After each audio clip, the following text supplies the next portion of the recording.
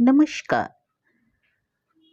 मैं सुनीता कथा मंथन में आप सबका स्वागत करती हूँ। कथा मंथन में आज सुनिए राजशेखर बसु जी की कहानी भुशुंडी का मैदान। शिबू भट्टाचार्य का निवास पेंटीग्राम में था। एक स्त्री, 3 गायें, एक तल्ला पक्का मकान, 26 घर यजमान और थोड़ी सी जमीन लेकर मजे से जीवन यापन कर रहा था। शिबू की उम्र 30 वर्ष की है। बचपन में साधारण स्कूली शिक्षा और पिता ने जो सामान्य संस्कृत पढ़ाई थी वही यजमानों के यहाँ पूजा पाठ करने के लिए तो पर्याप्त थी। लेकिन शिबू के मन में चैन नहीं था। उसकी पत्नी की उम्र लगभग 25 वर्ष की थी, गठीला बदन और कड़े स्वभाव की थी। वह पति परायण थी, लेकिन शिबू को पत्नी के यतन में आनंद नहीं आता था। सामान्य बात पर पति पत्नी झगड़ पड़ते थे। 5 मिनट चिल्लाने के बाद ही शिबू थक जाता, लेकिन नृत्य कली की रचना एक बार चालू होने के बाद उसे रोकना मुश्किल हो जाता। हर बार शिबू को ही हार मान लेनी पड़ती। स्त्री को काबू में ना रख पाने के कारण मोहल्ले के लोग शिबू को कायर, भेड़, स्त्रैन इत्यादि इत्यादि के संबोधनों से अलंकृत किया करते थे। घर में और घर से बाहर इस तरह अपमानित होकर शिबू का मन अशांति से भरा हुआ था। एक दिन नृत्यकली ने पति के चरित्र के बारे में कहीं से कुछ सुन लिया। उस दिन झगड़ा चरम सीमा पर पहुंच गया। नृत्यकाली के हाथ की झाड़ू शिबू बेचारे के पीठ पर भी पड़ गई। शिबू ने क्रोध, क्षोभ और दुख से उसी रात घर छोड़कर कलकत्ता जाने वाली ट्रेन पकड़ ली। सियालदह स्टेशन से वह सीधा कालीघाट गया और वहां विभिन्न उपचारों से 5 रुपयों का प्रसाद चढ़ाकर मन्नत की। हे माँ काली, नृत्य काली को कलेश हो जाए, मैं तुम्हें 2 बकरों की भेंट चढ़ाऊंगा और सहा नहीं जाता। एक रास्ता कर दो जिससे मैं फिर से ब्याह करके सुख से रह सकूं। नृत्य काली के बाल बच्चा भी कोई नहीं है। माँ, वह भी विचार करना माँ, दोहाई है माँ। मंदिर से लौटकर शिबू ने एक दुकान पर तेल के भुजिए, आधा सेर दही और आधा सेर इमरती खा ली। इसके बाद दिन चिड़ियाघर, जादूघर, हाग साहब का बाजार और हाईकोर्ट को इत्यादि देखता हुआ घूमता रहा। शाम को विडन स्ट्रीट में जाकर होटल डी ऑर्थोडॉक्स में 1 प्लेट करी, 2 प्लेट रसफाउल और 8 डबल रोटियां खाई। इसके बाद वह रात भर थिएटर देखकर भोर के समय अपने ग्राम लौट आया। काली माता ने शिबू की प्रार्थना का विपरीत अर्थ ही लगाया। घर आते ही शिबू ने क्या करनी शुरू कर दी। डॉक्टर और कविराज आए, लेकिन फल नहीं हुआ। 8 घंटे तक छटपटाकर स्त्री को रोती हुई छोड़कर शिबू इस संसार से कूच कर गया। गांव में और शिबू का मन नहीं लगा। उसी रात उसने गंगा पार कर ली। उत्तर दिशा की ओर रिसड़ा, श्रीरामपुर, बैदवाटी का बाजार, चापदानी की चटकल से 2-3 कोस दूर एक भुशुंडी का मैदान था। शिबू वहीं चला गया। मैदान काफी लंबा और जनमानवहीन था। इस समय यहाँ ईंटों के भट्टे थे। तभी स्थान समतल नहीं था, कहीं गड्ढे और कहीं टीले थे। साथ ही विभिन्न प्रकार के जंगली पेड़ पौधे फैले हुए थे, इसलिए यह स्थान शिबू को बहुत पसंद आया। ईंटों के एक चबूतरे के पास खूब ऊंचा और सीधा एक ताड़ का पेड़ था। उसके कुछ ही दूर पर एक सूखा बेल का पेड़ त्रिभंग होकर खड़ा था। शिबू ने ब्रह्मदैत्य होकर उसी पेड़ को अपना निवास स्थान बना लिया। शिबू को भुशुंडी के मैदान में रहते हुए 2-3 महीने बीत गए। शिबू उस बेल के पेड़ पर रहता है। नई जगह में देह धारण करने के पहले तो उसे बड़ा आनंद आया, लेकिन कुछ दिनों बाद उसे कभी कभी अपनी पत्नी की भी याद सताने लगी। नृत्यकाली 1000 लड़ती झगड़ती थी, लेकिन उसकी देखभाल में भी कमी नहीं करती थी। उसे उससे आंतरिक प्रेम था। शिबू ने मन में सोचा, चलो वहीं अपने गांव पेनिटी में अड्डा गाड़े, लेकिन फिर सोचा गांव वाले क्या कहेंगे। वे लोग कहेंगे शिबू मर गया लेकिन स्त्री का दामन नहीं छोड़ सका। नहीं, यहीं कोई अच्छी सी उपदेवी देखनी होगी। फाल्गुन महीने के आखिरी दिन थे। दक्षिण हवा झोंके लेती हुई बह रही थी। सूर्य देव गंगा में अभी अभी गोता लगाकर डूब गए थे। शिबू के पेड़ पर नए पत्ते आ गए थे। एक पीले रंग की तितली उसके सूक्ष्म शरीर को पार कर गई। एक काला भंवरा भन करता हुआ शिबू की प्रदक्षिणा करने लगा। नजदीक ही बबूल के पेड़ पर एक जोड़ी कौवों की बैठी थी। कौवा चोंच से गुदगुदी कर रहा था और मुग्धा कौवी गदगद स्वर से कै कै कर रट रही थी। शिधु अब रक्त मांस की देह वाला मनुष्य तो नहीं था, फिर भी स्वभाव कहाँ जाता है। उसको अपना हृदय सूना सूना लगने लगा। जहां हृदपिंड था वहां का स्तन भारी होकर धड़ाक धड़ाक करने लगा। उसे ख्याल आया कि भुशुंडी के मैदान में ही एक और पेड़ पर एक चुड़ैल रहती है। शिबू ने उसे कई बार मछली पकड़ते हुए भी देखा है। उसका मुख हमेशा ढका रहता है। केवल एक बार उसने शिबू की तरफ देखकर ताका था और उसी क्षण लज्जा से मुंह ढक लिया था। चुड़ैल की उम्र ज्यादा थी, इस कारण उसके गाल पिचके हुए थे और सामने के दो दांत भी नहीं थे।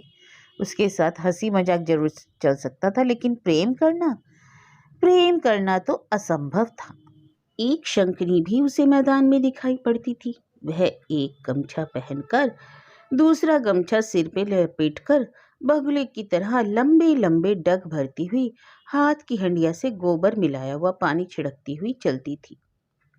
उसकी उम्र अधिक नहीं जान पड़ी। एक बार शिबू ने उससे छेड़खानी की थी तो वह क्रुद्ध बिल्ली की तरह फुच करके उठी थी, इसलिए शिबू को डर से भागना पड़ा। लेकिन शिबू का मन सबसे अधिक हरण किया है एक डाकिनी ने।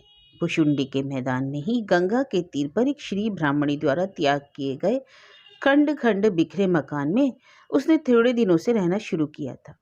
शिबू पहली बार देखते ही उस पर आसक्त हो गया था। डाकिनी के हाथ में उस वक्त खजूर की डाली से बनी एक झाड़ू थी और उसने सफेद कपड़े पहन रखे थे। शिबू को देखकर उसने भी अपना घूंघट हटाकर मुस्कुरा दिया और फिर अदृश्य हो गई। शिबू इसकी इस अदा पर मुग्ध हो गया और एक दीर्घ निश्वास छोड़कर गुनगुनाने लगा, आह श्री राधिका रानी चंद्रमुखी, किसे छोड़ू किसे राखूं हो सुखी। सहसा पास के ताड़ के वृक्ष से कोई तीव्र कंठ से गा उठा, अरे भजुआ की बहनिया, बगलू की बिटिया, केकरा से सदिया हो, केकरा से हो। शिबू ने चौंक कर कहा, अरे ताड़ के पेड़ पर कौन है रे? उत्तर आया, कारिया प्रेतबा। शिबू ने कहा, अरे ओ काला भूत, नीचे चले आओ भाई। सिर पर पगड़ी बांधे लंबा कंकाल सा एक जीव पेड़ पर से नीचे कूद आया। उसने आते ही शिबू को भूमिष्ठ होकर प्रणाम किया और कहा, गोड़ लागी ब्रह्मन देव। शिबू ने कहा, जीते रहो बेटा, जरा तंबाकू पिला सकते हो? छिलम्बा, काले भूत ने कहा। शिबू ने कहा, तंबाकू ही नहीं है तो चिलम कहां से लाएंगे, कहीं से लाओ ना। कारिया प्रेत उसी वक्त उड़ा और वैद्यवाटी के बाजार से चिलम तंबाकू सब कुछ ले आया। फिर आग सुलगाकर उसने शिबू के हाथ में दी। शिबू ने कच्चू के एक हरे डंडे पर चिलम बैठाकर दम खींचते हुए कारिया से पूछा, यहाँ कब से आया हुआ है, अपना हालचाल तो सुना। और कारिया प्रेत ने जो बताया उसका सारांश ऐसा है, वह छपरा जिले का रहने वाला था। एक समय गांव में उसके जोरू गोरू जमीन जेवर सब कुछ था, लेकिन उसकी पत्नी मुंगरी बहुत बदमिजाज थी। उसके साथ उसकी कभी बनी नहीं। एक दिन उसके प्रतिवेशी भजुआ की बहन के प्रसंग को लेकर दोनों में खूब झगड़ा हो गया, जिसके कारण उसने पत्नी के पीठ पर लाठी से प्रहार किया और कलकत्ता भाग गया। इस घटना को 30 वर्ष हो गए। कुछ दिनों बाद समाचार मिला कि मुंगरी की मृत्यु बसेत रोग से हो गई। उसके बाद वह कभी गांव में लौटकर ही नहीं गया। कई स्थानों पर काम करने के बाद आखिर में वह चापदानी की एक मिल में भर्ती हो गया। कुछ दिन पहले एक लोहे की भारी वस्तु उठाते वक्त उसे सख्त चोट आई। महीना भर अस्पताल में रहने के बाद वह मर गया और प्रेत के रूप में आजकल इस ताड़ के पेड़ पर ही विराज कर रहा है। शिबू एक लंबा कश खींचकर ज्यों ही चिलम कारिया को देने के लिए जमीन के नीचे से फटे बांस की तरह आवाज आई, चिलम में कुछ बचा भी है क्या भैया? बेल के वृक्ष के पास जो फूटा चबूतरा था, सहसा वहां की कुछ ईंटें खिसक गई। वहां के दरार से एक स्थूल देह प्रकट हुई, सरगंजा, गले में रुद्राक्ष की माला, पहनावे में मोटी धोती और पांव में ताड़ के पत्ते की चट्टी। आगंतुक ने शिबू के हाथ से चिलम लेकर कहा, आप ब्राह्मण हैं, दंडवत प्रणाम करता हूं। कुछ संपत्ति थी इसलिए यक्ष होकर पहरा दे रहा हूं। अधिक तो नहीं, यही 400-500, लेकिन सब बंदगी रखी हुई है। स्टाम्प के कागज पर लिखा हुआ है, नगद कानी कौड़ी भी नहीं है, लेकिन खबरदार उस तरफ नजर मत देना, नहीं तो हथकड़ी पड़ जाएगी। हाँ। शिबू ने मेघदूत थोड़ा सा पढ़ा था, अतः विनय से पूछा, यक्ष महोदय, आप ही क्या कालिदास के यक्ष? हाँ हाँ भाई, कालिदास ने मेरी साली से ब्याह किया था। छोकरा हिजली में निमकी का गुमास्ता था, बहुत दिन हुए मर गया। तुमने उसका नाम कैसे जाना? आपका यहाँ आगमन कब हुआ? शिबू ने पूछा। यक्ष ने कहा, मेरा आगमन? मुझे यहाँ आए 70 वर्ष हो गए हैं। यहाँ कितने आए कितने गए सबको मैंने देखा है। तुम भी उस दिन यहाँ आकर कब पेड़ पर चढ़ गए, यह भी मुझसे छिपा नहीं, मैंने सब देखा। तुम्हें गाने का शौक है, मेरे शागिर्द बनो। इस वक्त आवाज जरूर कुछ फूट गई है, फिर भी मरा हाथी तो लाख टके का है ना। शिबू, महाशय, आपके भूतपूर्व जीवन का वृतांत सुन सकता हूँ? अवश्य, यक्ष बोला। मेरा नाम स्वर्गीय चांद मल्लिक, पदवी बसु, जाति कायस्थ, निवास रिसड़ा, हाल की निसी चबूतरे में। मेरा पेशा था दरोगागिरी, जिसकी सीमा रिसड़ा से भद्रेश्वर तक थी। जड़जटी साहब का नाम सुना है ना, हुगली के कलेक्टर? वे मुझे बहुत स्नेह करते थे। सारा शासन भार उन्होंने मुझ पर ही छोड़ दिया। महाशय का परिवार आदि क्या? यक्ष ने दीर्घ श्वास लेकर कहा, सब सुख क्या सबके भाग्य में होता है भाई। परिवार तो था, लेकिन स्त्री मेरी साक्षात उग्र चंडी थी। क्या कहूं भाई, मेरे हाथ में कंपनी की दीवानी, फौजदारी, निजामत, अदालत सब कुछ थी, लेकिन फिर भी मेरी ही पीठ पर वह लात मारकर अपने मायके चली गई। 324 धारा में गिरफ्तार करवा देता, लेकिन निंदा के डर से वारंट नहीं निकाल सका। फिर भी जाति कहाँ, 47 की महामारी में उसकी मौत आ ही गई। उसके बाद संसार धर्म में मेरा और मन नहीं लगा। जड़जटी साहब की विलायत जाने के बाद मैंने पेंशन ले ली। लड़का बच्चा कोई था नहीं, यह भी अच्छा ही था, नहीं तो कोई आवारा भूत मनुष्य के रूप में मेरे यहाँ जन्म लेकर मेरी सारी कमाई उड़ा देता। अब बड़े मजे में दिन कट रहे हैं। अच्छा, मेरी बात तो सुन ली, अब आप बीती सुनाओ। शिबू ने अपना पूरा इतिहास कहा और कार्या प्रेत का भी परिचय करवाया। यक्ष ने कहा, देखता हूँ घर घर में वही एक ही हाल है। पुरानी बातें सोचकर मन खराब करने से कोई लाभ नहीं। अब थोड़ा गाना बजाना करें। पखावज नहीं है, उतना मजा नहीं आएगा। अच्छा, पेट बचाकर ही काम निकालना होगा। कड़ा हो गया है भैया, सत्तू खोर। जरा सी कड़ी मिट्टी यहाँ लगा देना तो ठीक है। चताल समझते हो ना? 6 मात्रा 4 ताल 2 रिक्त। अब सुनो। दादिन दिन्ना कत्ता को, चोरी पीटे भरता को, झाड़ू लेकर पीछे भागे, किटकिट नित करे। धूर्त गृहिणी पति गधारे, कंठ पकड़कर धमाधम घूसे देती, चोटी पकड़कर उलट फेंकती। गृहिणी की ताकत कम नहीं है, धक्का मुक्के में कंजूसी ना करती है गृहिणी, नगण्य निर्धन स्वामी गदा। धा पर समाप्त। धिंधा तेरे केटे गदी धीन था। यह धा यदि फिसल गया तो सब गया। कंठ बैठा रहा। बेटा सत्तूखोर, एक चिल्लम और तो देना। उद्योगी पुरुष सिंह को लक्ष्मी अवश्य प्राप्त होती है। शिबू को बहुत अनुनय विनय करने पर भी डाकिनी शिबू का घर बसाने को राजी हो गई, लेकिन उसने अब भी घूंघट नहीं हटाया।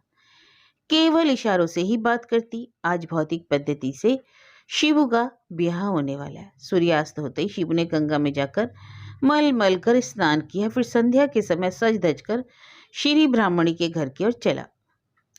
उस समय शुक्ल पक्ष की चतुर्दशी थी। घर के दरवाजे पर कुछ कच्चू के पत्ते बिछाकर डाकिनी के सामने बैठकर शिबू ने मंत्र पाठ का आयोजन कर डाला। फिर उत्सुकतावश उसने डाकिनी से कहा, अब तो घूंघट हटाना ही होगा। डाकिनी ने घूंघट हटा लिया। शिबू ने चौंक भय से कहा, अरे तुम तो नृत्य हो। नृत्यकाली ने कहा, हाँ रे कायर, तूने क्या सोचा था, मरकर मुझसे निस्तार पालेगा? भूतनी शंखनी के पीछे पीछे घूमने में बड़ा आनंद है ना? शिबू ने पूछा, लेकिन आई कैसे? कलेश से। नृत्यकाली ने कहा, कलेशो दुश्मन को, क्यों घर में मिट्टी का तेल नहीं था क्या? शिबू ने कहा, तभी चेहरा कुछ उजला दिखाई पड़ रहा है। आग में पड़कर सोना भी तो चमक उठता है, लेकिन मिजाज भी कुछ ठंडा हुआ या नहीं? सहसा शुभ कार्य में विघ्न उपस्थित हुआ। बाहर जाने कैसी हलचल हो रही थी। अचानक उल्का वेग से दौड़ती हुई प्रेतनी और शंखनी आ गई और दोनों जोर जोर से चिल्लाने लगी। प्रेतनी बोली, मेरा स्वामी तुझे क्यों लेने दूंगी? शंखनी बोली, अरे मर बुढ़िया, वह तो तेरे नाती की उम्र का है। आह, तू कौन सी जवान है? दूरो मछुए की बहू, मैं तो उसके 2 जन्म पहले की स्त्री हूँ। प्रेतनी, दूरो गोबर उठाने वाली, मैं तो उसके 3 जन्म पहले की स्त्री हूँ। शंखनी चिल्लाई, तो इधर चिल्लाकर मर, उधर डाकनी हमारे पति को लेकर भाग जाएगी। तब प्रेतनी ने कहा, पहले तुझे खाऊंगी फिर डाकनी को देखूंगी। इसके बाद दोनों में मल्ल युद्ध शुरू हो गया। एक नृत्यकाली से ही छुटकारा नहीं मिल रहा था, उसके ऊपर से 2 पूर्व जन्म की और 2 पत्नियां भी आ गई। शिबू अपने इष्ट देव का नाम जपने लगा। इसी समय नेपथ्य में यक्ष का कंठ सुनाई पड़ा। उन्होंने कहा, अरे भाई, यहाँ क्या हो रहा है, इतनी हलचल क्यों? कारिया प्रेत ने भी पुकारा, ऐ बारम पिचाश, ओ दरवाजा तो खोल। शिबू ने कोई जवाब नहीं दिया।